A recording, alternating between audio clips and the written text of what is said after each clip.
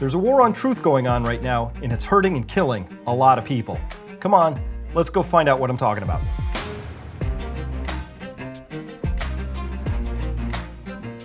Hello everyone, Dr. Chris Martenson here. We're going to be talking about the war on truth today. Let's get started right into it. We're bringing this up, Wall of Shame, and this is the Brazilian edition. This is a Publica, Agência Publica story. Look at this headline here.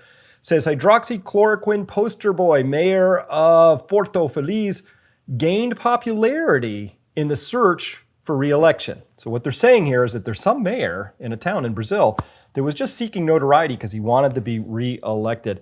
By the way, who is Agência Publica? This is who they describe themselves, founded in 2011 by women reporters.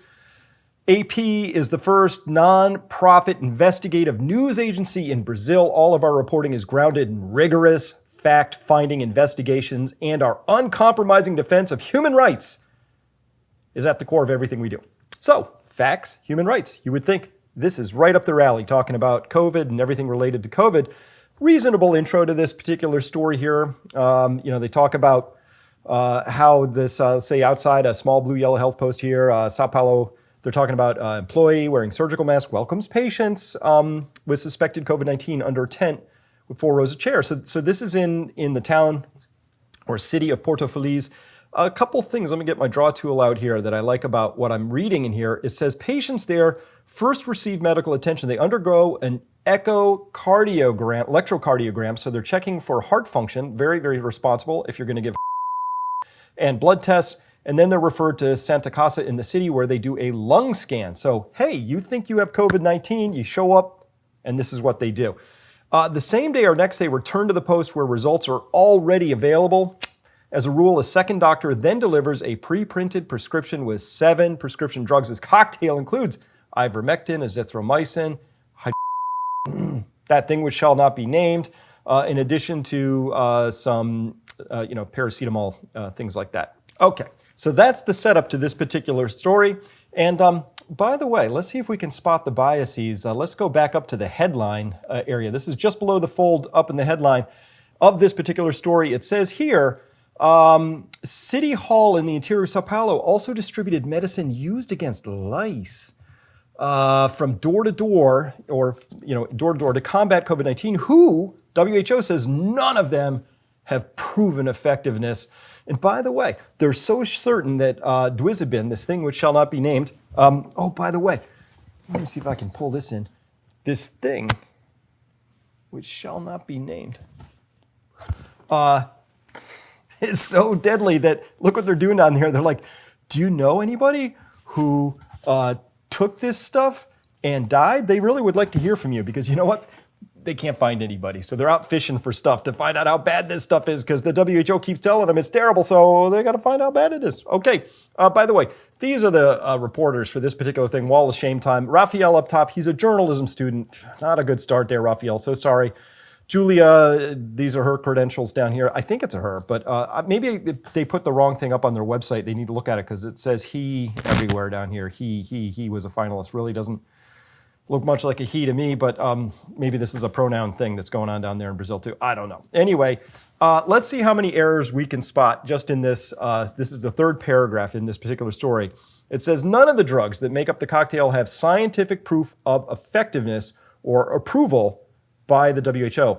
I'm going to go with, let's see, we're going to have to go with this one on that. That's false. Because there's lots of data right now. And according to studies with the highest level of clinical evidence, right, this thing, Duizabin, has been shown to be ineffective. No, it's false. That's also false.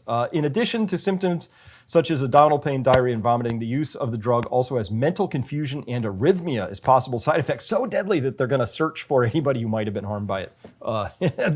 Tell us. Because you know what? You can't find any evidence of that in the medical literature at this point. In a July 17th report, the Brazilian Society of Infectious Diseases said it was urgent and necessary that its use be abandoned. Here's where the story really goes off the rails. And by the way, this is like a worldwide campaign. It's a war on truth at this point in time. But check this. This woman, Beth, who they wrapped this story around, says, never had COVID-19. Again, false negatives are a really big thing, particularly with the PCR test. but at least 2,045 people have already had the disease in the 53,000 strong county or city here, according to the bulletin released by the city on October 8th. The number presented by the local administration is quite different from that one on the Ministry of Health's platform, which speaks of 1,185 cases, so a little disagreement about how many cases they got. When only 52 cities with a population between 40 and 60,000 inhabitants in Sao Paulo are considered, so that puts them in the same size as Porto Feliz. There are 645 cities in all, but Porto Feliz is the 15th out of these 52 cities with the highest incidence of COVID. That's detected infection, not COVID the disease, according to data released by the federal government. With 13 deaths, it is the 45th. It's the 45th out of 52 with more deaths per 100,000 inhabitants in the population range in Sao Paulo. So they're like, yeah, look at this. This is really awful. This mayor distributing these kits that nobody recommends. And look at these awful statistics. Now, we're going to have to break out one of my favorite all-time things here. Let's see if we can get this going. Look at this graph.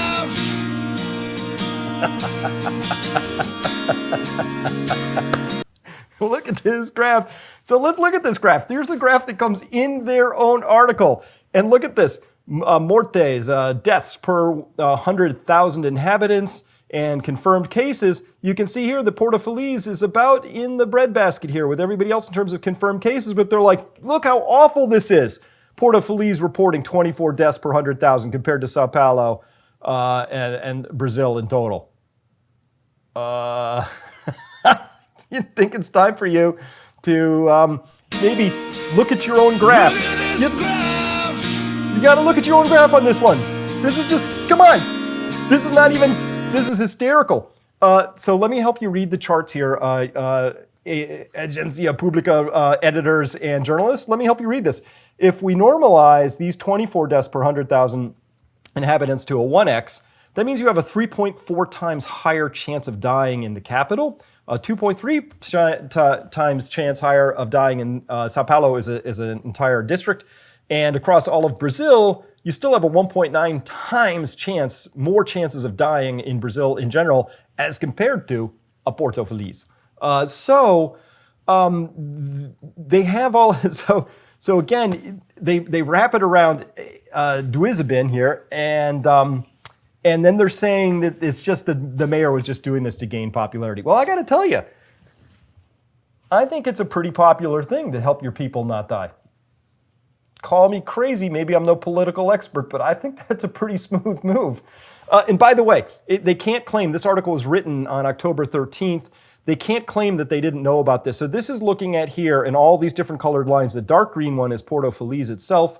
Okay, I'm going to go color drawing tool out. This is Porto Feliz in green. This is its cases. This is infection, not COVID-19, the disease. Cases as a percent of population, you can see here's all the other surrounding towns. So let's compare it with its surrounding cities of a similar size. That's the cases, but what about deaths? Well, here we find that on October 13th, when this article was penned and published, that you would have found that Porto Feliz had the lowest rate of death of any of the surrounding towns, not by a little bit, but by a lot. This is 1/3 the death rate of that town, just a little bit up the way there in the north in red.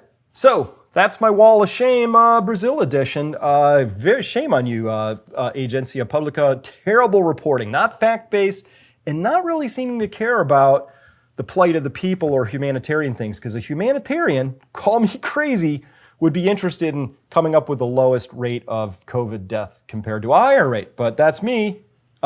Anyway, that's all I have here for you today out on the public side, because there's certain things that we can't really discuss very well at all anymore out in public.